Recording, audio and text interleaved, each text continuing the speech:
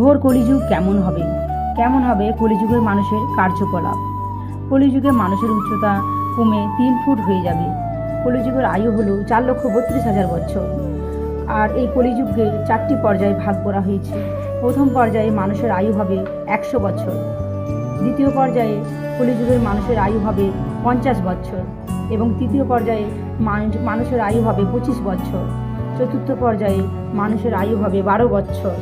আর ওই সময় 12 বছরের মধ্যেই ছেলেরা পিতা এবং দাদু হবে এবং 5 থেকে 7 বছরের মধ্যে মেয়েরা সন্তান প্রসব করবে। এই সব কথা ভাগবত পুরাণে লেখা আছে।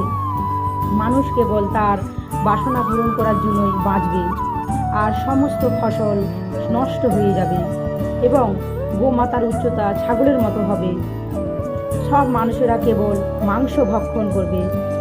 কলিযুগের মানুষেরা ভগবানের প্রতি আর বিশ্বাস রাখবে না, আর সবাই নাস্তিক হয়ে যাবে, আর কেবল পাপ আর অধর্মের পূজা হবে।